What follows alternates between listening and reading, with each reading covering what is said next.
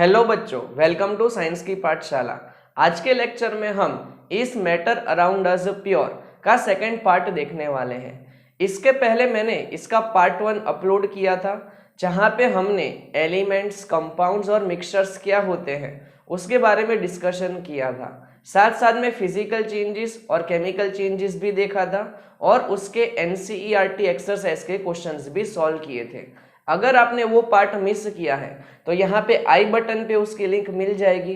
साथ साथ में इसकी लिंक को मैं डिस्क्रिप्शन और कमेंट सेक्शन में भी पिन करके रखूंगा, सो दैट आप इसके पार्ट 1 को भी देख लो और आपके कॉन्सेप्ट जो है वो क्लियर हो जाए। इस पार्ट 2 में हम सॉल्यूशंस के बारे में डिस्कस करने वाले हैं। सबसे पहले हम डिस्कशन स्टार्ट करते हैं सॉल्यूशन की डेफिनेशन से। सॉल्यूशन को होमोजीनियस मिक्सचर भी कहा जाता है। होमोजीनियस मिक्सचर्स के बारे में हमने लास्ट लेक्चर में डिस्कस किया था। इसका मतलब होता है यहाँ पे जो टू सब्सटेंसेस या तो उससे ज़्यादा जो मिक्स होने वाले हैं वो सिर्फ और सिर्फ फिजिकली मिक्स होते हैं, केमिकली वो रिएक्ट नहीं करते। ऐसे सॉल्यूशन को कहा जाता है होमोजीनियस मिक्सचर्स। ये जो सॉल्यूशन है उसको कई बार ट्रू सॉल्यूशन भी कहा जाता है। ये आपको कई बार 1 मार्क में पूछा जाता है, तो इसको अच्छे से याद रख लेना।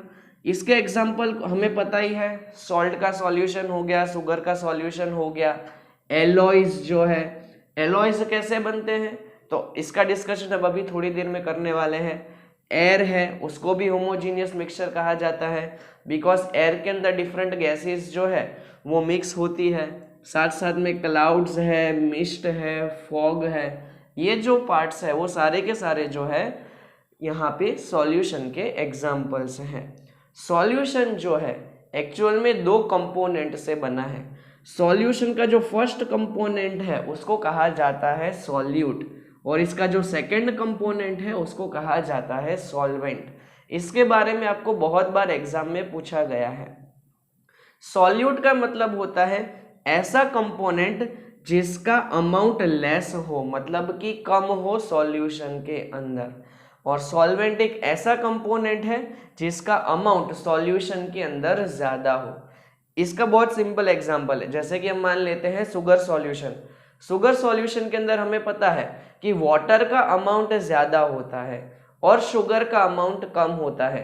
तो जिसका अमाउंट कम है यहाँ पे मतलब कि शुगर, वो हमारा बन जाएगा सॉल्यूट, और वाटर जिसका अमाउंट ज़्यादा है वो यहाँ पे बन जाएगा सॉल्वेंट। सो जिसका अमाउंट कम हो उसको आप हमेशा सॉल्यूट कहना, जिसका अमाउंट ज़्यादा हो उसको हमेशा आप सॉल्वेंट कहना। आई होप यहाँ तक आपको सब कुछ समझ में आ गया होगा। हमारा नेक्स्ट टॉपिक है टाइप्स ऑफ सॉल्यूशन। तो सॉल्यूशन को सबसे पहले 3 टाइप्स में जो है डिवाइड किया जाता है। फर्स्ट होते हैं सॉलिड सॉल्यूशन, फिर लिक्विड सॉल्यूशन और लास्ट में आते हैं गैसियस सॉल्यूशंस। यहाँ पे आप एक चीज़ नोट करना, सॉल्यूशंस को हमने इस पार्ट में डिवाइड किया है on the basis of solvent. ये चीज़ याद रखनी है, जब सॉल्वेंट सॉलिड होता है तब इसको कहते हैं सॉलिड सॉल्यूशन, मतलब कि यहाँ पे सॉलिड का प्रोपोर्शन ज़्यादा होगा, ये चीज़ ध्यान रखना। लिक्विड सॉल्यूशन के अंदर क्या होता है, सॉल्वेंट जो है वो हमारा क्या होगा, लिक्विड, और यहाँ पे लिक्विड का प्रोपोर्शन ज़्यादा होता है। और गैसियस सॉल्यूशन का मतलब होता है कि यहाँ पे सॉल्वेंट हमारा गैस होगा और उसका प्रोपोर्शन हमेशा ज़्यादा होगा। यहाँ पे आपको कुछ एग्जाम्पल्स याद रखने हैं, बिकॉज ये एग्जाम्पल्स में से 1 मार्क के बहुत सारे क्वेश्चन आपके स्कूल के एग्जाम में पूछे जाएंगे। हम डिस्कस करते हैं सबसे पहले सॉलिड सॉल्यूशन के एग्जाम्पल्स। सो सॉलिड सॉल्यूशन का मतलब क्या हुआ कि यहाँ पे जो सॉलिड है ना वो ज़्यादा प्रोपोर्शन में है। फर्स्ट एग्जाम्पल देखो क्या है, एलॉयज। एलॉयज को कहा जाता है अगेन होमोजीनियस मिक्सचर्स, जहाँ पे 2 या तो उससे ज़्यादा मेटल्स कंबाइन होते हैं। हमने 2 मेटल्स को मिक्स करके रखा है, या तो उससे ज़्यादा भी हो सकते हैं, तो उसको हम क्या कहते हैं, एलॉयज। ज़रूरी नहीं है कि हम हमेशा 2 मेटल्स को ही मिक्स करें, हम मेटल को और एक नॉन मेटल को भी मिक्स कर सकते हैं। तो ये डेफिनेशन आप लोग लर्न कर लेना, बहुत बार पूछी गई है। 2 या उससे ज़्यादा मेटल्स को हम मिक्स कर सकते हैं और उससे बनते हैं एलॉयज। अगर मेटल्स को मिक्स नहीं करना है तो हम एक मेटल को दूसरे नॉन मेटल के साथ मिक्स करते हैं और वापिस हमें क्या मिलते हैं, एलॉयज मिलते हैं। ये पार्ट याद रखना। जैसे कि स्टील, स्टील जो है ना वो एक एलॉय है। किसका एलॉय है, तो आयरन और कार्बन, ये पार्ट याद रखना है। ब्रास, ये भी एक एलॉय है। किसका, कॉपर और जिंक का। तो देखो स्टील कैसे बनता है, एक मेटल है दूसरा है नॉन मेटल, एलॉय बन गया। ब्रास जो है वो किससे बनता है, कॉपर और जिंक, ये दोनों क्या है, दोनों के दोनों मेटल है। ठीक है, तो दो मेटल से और एक मेटल और एक नॉन मेटल से भी हम एलॉयज को बना सकते हैं। सिमिलरली आपको एक एग्जांपल पूछा जाता है कई बार 24 carat gold. Actually 24 carat gold के अंदर 22 कैरेट ही गोल्ड होता है। रिमेनिंग जो 2 कैरेट है वो या तो कॉपर के हो सकते हैं या तो सिल्वर के हो सकते हैं। ये पार्ट आप लोगों को याद रखना है। नेक्स्ट एग्जांपल है इसका, that is hydrated salt. Hydrated salt का मतलब क्या होता है, ऐसे सॉल्ट जिसका प्रपोर्शन ज्यादा है और उसके अंदर फ्यू ड्रॉप्स में ही वाटर प्रेजेंट है। हाइड्रेटेड का मतलब क्या हुआ, वाटर का प्रेजेंट। ठीक है, सॉल्ट सॉल्यूशन में हमने देखा था उसमें क्या होता है, वाटर ज्यादा अमाउंट में होता है, सॉल्ट कम अमाउंट में होता है। ये उसका ऑपोजिट हुआ। यहाँ पे जो कॉपर सल्फेट सॉल्ट है उसका अमाउंट ज्यादा है, उसके अंदर जो वाटर है वो सिर्फ फ्यू ड्रॉप्स के फॉर्म में ही प्रेजेंट है। ये पार्ट आप याद रखना। सिमिलरली हमें हाइड्रेटेड फेरस सॉल्ट का भी एग्जाम्पल याद रखना है। नेक्स्ट हम एग्जांपल्स डिस्कस करते हैं लिक्विड सॉल्यूशन के। लिक्विड सॉल्यूशन का मतलब अगेन आप लोग याद रखना, यहाँ पे लिक्विड जो है वो एज अ सॉल्वेंट वर्क करेगा और उसका प्रपोर्शन जो है वो ज्यादा होगा। तो कॉमन एग्जांपल्स तो आपको पता ही है, सॉल्ट सॉल्यूशन। सॉल्ट सॉल्यूशन के अंदर सॉल्यूट जो है वो सॉल्ट है और सॉल्वेंट जो है वो वाटर है। तो ये हो गया लिक्विड सॉल्यूशन का एग्जाम्पल। सॉल्ट सॉल्यूशन को कई बार ब्राइन भी कहा जाता है। ये एक आईएमपी पॉइंट है, नोट कर लेना। साथ साथ में शुगर सॉल्यूशन के बारे में भी आपको पता ही है।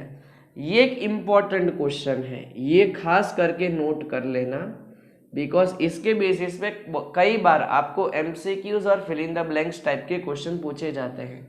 टिंक्चर ऑफ आयोडीन, एक्चुअल में ये एक एंटीसेप्टिक है जहां पे एल्कोहल के अंदर आयोडीन को मिक्स किया जाता है।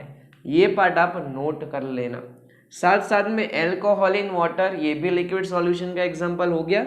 और आपने देखा होगा कि जो भी सॉफ्ट ड्रिंक्स है जैसे कि कोका कोला हो गया, पेप्सी हो गया, 7 अप हो गया, उसके अंदर आपने देखा होगा कि सबसे ज्यादा प्रोपोर्शन किसका होता है, तो ऑब्वियसली वाटर का। लेकिन इसके साथ गैस मिक्स की जाती है। तो ये जो गैसेस है जैसे कि कार्बन डाइऑक्साइड मिक्स किया जाता है, तो गैस यहाँ पे एज अ सॉल्यूट वर्क करता है और लिक्विड मतलब कि वाटर जो है यहाँ पे एज अ सॉल्वेंट वर्क करता है। इसलिए ये बन गया लिक्विड सॉल्यूशन का एग्जाम्पल। सिमिलरली हमें यहाँ पे गैसियस सॉल्यूशन के भी एग्जाम्पल्स को डिस्कस करना है।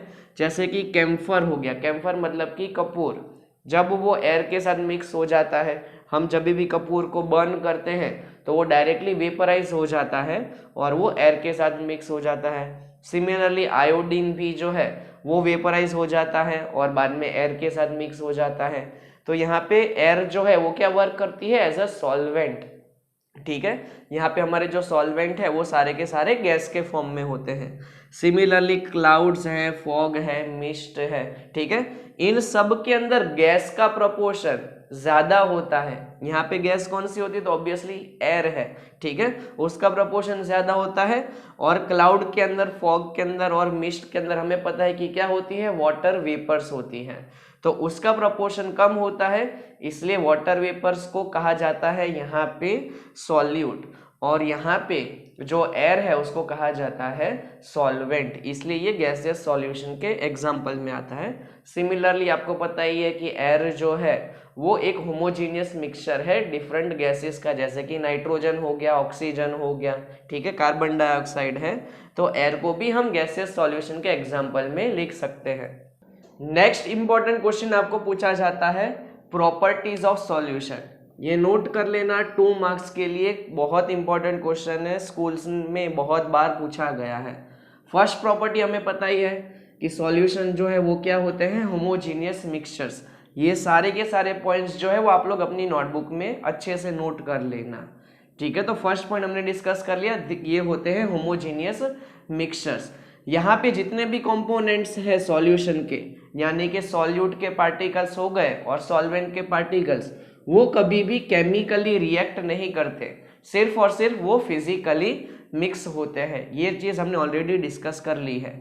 ये एक नया पॉइंट है, इसको खास करके याद रखना। यहाँ पे जो पार्टिकल की साइज होती है ना, वो 1 नैनोमीटर से भी स्मॉल होती है, लेस होती है। और 1 नैनोमीटर का मतलब होता है 10⁻⁻⁹ मीटर। ये पार्टिकल की साइज इतनी स्मॉल है कि हम यहाँ पे पार्टिकल्स को नेकेड आई से नहीं देख सकते।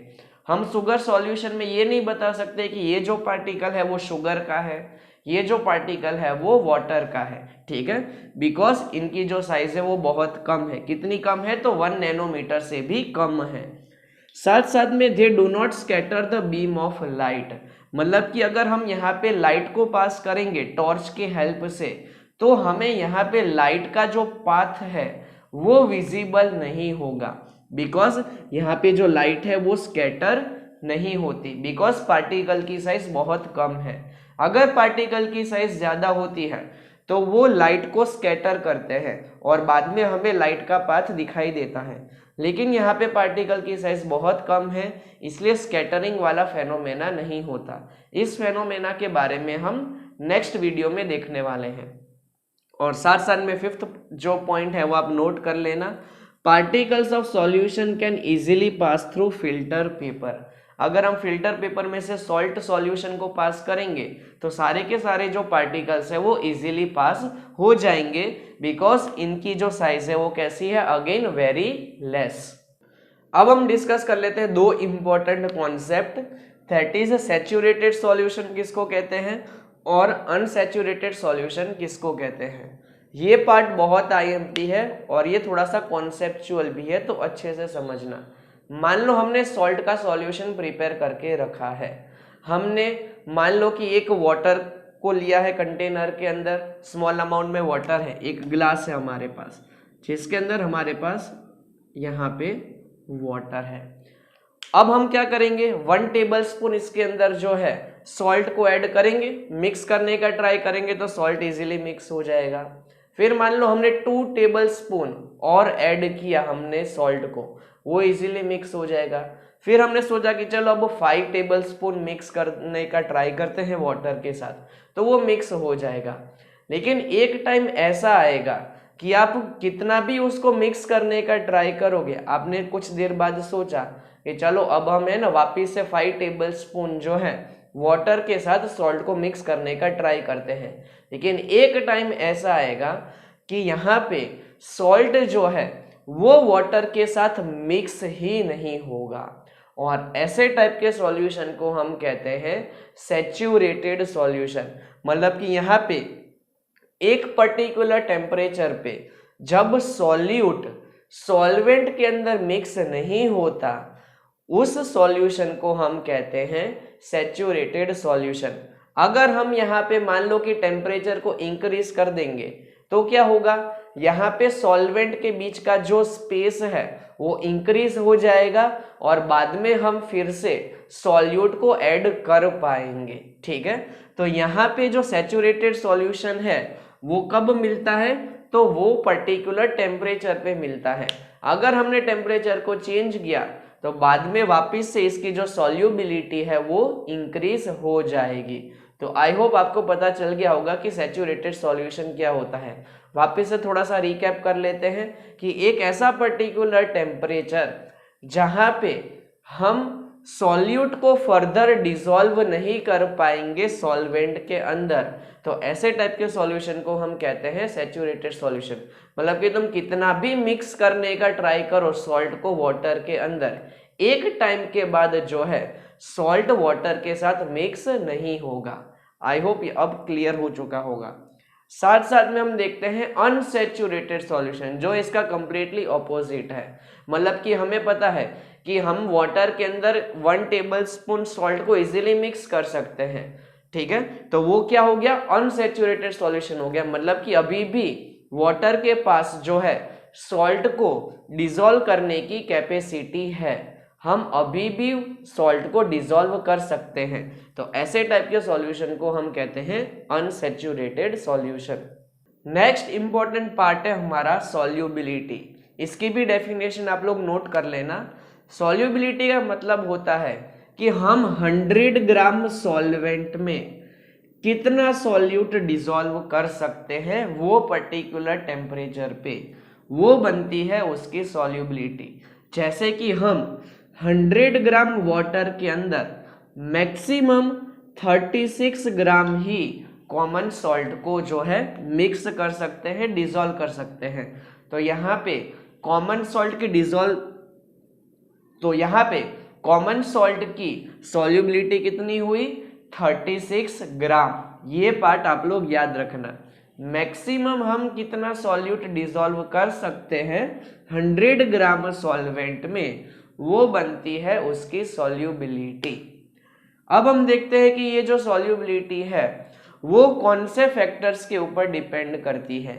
यहाँ पे हमें टेम्परेचर और प्रेशर को स्टडी करना है कि अगर हम टेम्परेचर को इंक्रीज करेंगे, डिक्रीज करेंगे, तो सॉल्युबिलिटी पे क्या इफेक्ट आएगा, साथ साथ में प्रेशर का भी क्या इफेक्ट होता है सॉल्युबिलिटी के ऊपर। फर्स्ट हमें देखना है solubility of solids in liquid. इसका बेस्ट एग्जांपल क्या हुआ तो हमें पता ही है, सॉल्ट सॉल्यूशन। यहाँ पे हमने लिक्विड वाटर के अंदर जो है सॉलिड मतलब कि सॉल्ट को डिसॉल्व करके रखा है। तो मान लो कि अगर हम टेम्परेचर को इंक्रीज करेंगे तो सॉल्युबिलिटी भी क्या हो जाएगी, इंक्रीज। ऐसा क्यों? जब भी हम टेम्परेचर को इंक्रीज करते हैं तो पार्टिकल्स को मिलती है काइनेटिक एनर्जी। तो यहाँ पे जो वाटर के पार्टिकल्स हैं वो कंटिन्यूसली मूव करेंगे, और कंटिन्यूसली मूव करेंगे तो उनके बीच का जो स्पेस है वो इंक्रीज हो जाएगा। और मान लो कि स्पेस इंक्रीज हो जाता है तो उससे क्या होगा कि हम फर्दर सॉल्ट को जो है वहां पे मिक्स कर पाएंगे। इसलिए यहाँ पे टेम्परेचर को इंक्रीज करने से सॉल्युबिलिटी भी इंक्रीज हो जाती है। नेक्स्ट हमें डिस्कस करना है solubility of gases in liquids. इसका एग्जांपल होता है सॉफ्ट ड्रिंक्स, जैसे कि पेप्सी हमने डिस्कस किया था, कोका कोला हो गया, 7 अप हो गया। वहां पे क्या होता है कि आपके पास वाटर है, उसके अंदर हमने गैस को मतलब कि कार्बन डाइऑक्साइड को मिक्स करके रखा है। तो यहाँ पे लिक्विड के अंदर जो है गैसेस मिक्स होते रहते हैं। आपने देखा होगा कि जैसे ही आप किसी भी सॉफ्ट ड्रिंक की बोतल को ओपन करते हो तुरंत ही लार्ज अमाउंट में जो है गैस जो है बाहर निकलती है। दैट मीन्स यहाँ पे हमने गैसेस को जो है हाई प्रेशर के साथ जो है मिक्स करके रखा है वाटर के अंदर। तो यहाँ पे कार्बन डाइऑक्साइड का अगर हम यहाँ पे प्रेशर को इंक्रीज करेंगे तो यहाँ पे वाटर के साथ उसकी सॉल्युबिलिटी इंक्रीज हो जाएगी। इसलिए जो है सॉफ्ट ड्रिंक्स के अंदर गैस को हाई प्रेशर पे जो है मिक्स किया जाता है। लो प्रेशर पे गैसेस जो है वो मिक्स नहीं हो सकती। सो प्रेशर अगर बढ़ेगा तो सॉल्युबिलिटी भी बढ़ जाएगी, लेकिन टेम्परेचर के साथ उसका उल्टा चलता है। हम यहाँ पे टेम्परेचर को इंक्रीज करेंगे तो सॉल्युबिलिटी जो है वो डिक्रीज होती जाएगी। आपने देखा होगा कि जैसे ही हम वाटर को बॉईल करते हैं तो वाटर के अंदर होता है ऑक्सीजन। जैसे ही हमने टेम्परेचर इंक्रीज कर दिया ना तो ऑक्सीजन जो है वो वेपर के फॉर्म में जो है एमिट होना स्टार्ट हो जाएगा। दैट मीन्स अगर टेम्परेचर बढ़ेगा तो सॉल्युबिलिटी जो है वो डिक्रीज हो जाएगी। अब हम एक ऐसा टॉपिक देख रहे हैं जिसमें से 2 मार्क्स के न्यूमेरिकल पूछे जाते हैं। टॉपिक का नेम है कॉन्सेंट्रेशन ऑफ सॉल्यूशन। यहाँ पे हम टोटल 3 फॉर्मूलाज को स्टडी करने वाले हैं और बाद में इसके बेसिस पे एक न्यूमेरिकल भी सॉल्व करेंगे। फर्स्ट फॉर्मूला आपको याद रखना है mass by mass percentage of solution. Mass by mass का मतलब क्या होता है, यहाँ पे एक रेशियो हमें लेना है। फर्स्ट क्या है, मास। ऊपर हमेशा सॉल्यूट आएगा और नीचे हमेशा सॉल्यूशन आएगा, ये पार्ट आप लोग याद रखना। दैट मीन्स ऊपर क्या आएगा, मास ऑफ सॉल्यूट, और नीचे भी मास है, मतलब कि नीचे क्या आएगा, मास ऑफ सॉल्यूशन इनटू 100। तो ये फॉर्मूला हमारा बन गया mass by mass percentage of solution. Similarly mass by volume percentage का मतलब क्या हुआ, मास ऑफ सॉल्यूट, देखो यहाँ पे मास है और यहाँ पे ऊपर हमेशा आएगा solute, that means mass of solute, और यहाँ पे वॉल्यूम है इसलिए नीचे क्या आएगा, वॉल्यूम ऑफ सॉल्यूशन, और लास्ट में वॉल्यूम बाय वॉल्यूम परसेंटेज, मतलब कि ऊपर क्या आएगा, वॉल्यूम ऑफ सॉल्यूट, और नीचे आएगा वॉल्यूम ऑफ सॉल्यूशन इनटू 100। तो ये जो 3 फॉर्मूलाज है एक्चुअल में क्या बताते हैं, रेशियो बताते हैं कि पर्टिकुलर सॉल्यूशन के अंदर कितना सॉल्यूट मिक्स है, और उस चीज को कहा जाता है कॉन्सेंट्रेशन ऑफ सॉल्यूशन। अब हम सॉल्व करते हैं एक formula based numerical. A solution contains 40 gram of common salt in 320 gram of water. तो ऑब्वियसली यहाँ पे कॉमन सॉल्ट जो है वो क्या बनेगा, सॉल्यूट बनेगा, बिकॉज उसका मास देखो कम है। वाटर जो है वो हमारा सॉल्वेंट बनेगा, बिकॉज उसका मास यहाँ पे ज्यादा है। हमने सॉल्ट को वाटर के साथ मिक्स करके रखा है। Calculate the mass by mass percentage of solution. तो मास बाय मास परसेंटेज का फॉर्मूला आपको ऑलरेडी पता ही है, क्या होता है, mass of solute divide by mass of solution into 100। हमें पता है कि मास ऑफ सॉल्यूट कितना है, 40 ग्राम, तो हमने यहाँ पे सब्स्टिट्यूट कर दिया। मास ऑफ सॉल्यूशन, सॉल्यूशन किससे बनता है, तो सॉल्यूट और साथ साथ में सॉल्वेंट। ये जो वाटर है वो एक्चुअल में हमारा क्या है, सॉल्वेंट है। तो सॉल्यूट प्लस सॉल्वेंट करेंगे तो हमें क्या मिलेगा, मास ऑफ सॉल्यूशन मिलेगा। तो 40 और 320 को हम ऐड कर देंगे तो हमें सॉल्यूशन का जो मास है वो मिल जाएगा, और मल्टीप्लाई बाय 100। दैट मीन्स इसको जब आप लोग सॉल्व करोगे तो फाइनली आंसर आएगा 11.1%। यहाँ पे हमारा सॉल्यूशन वाला टॉपिक खत्म होता है। अगर आपको ये टॉपिक में कोई भी डाउट है तो आप मुझे नीचे कमेंट सेक्शन में पूछ लेना, मैं तुरंत ही आपके डाउट का रिप्लाई कर दूंगा, सो दैट आपके डाउट्स जो है वो क्लियर हो जाएंगे। आपको पता है मेरा टारगेट है 1000 सब्सक्राइबर्स, तो आपको क्या करना पड़ेगा, इस वीडियो को लाइक करना पड़ेगा, चैनल को सब्सक्राइब करना पड़ेगा, और साथ साथ में अपने फ्रेंड्स और फैमिली में इसको शेयर कर देना। नेक्स्ट लेक्चर में हम डिस्कस करने वाले हैं कॉलॉइड्स और सस्पेंशंस के बारे में। Until then good bye. अब हम मिलेंगे नेक्स्ट वीडियो में।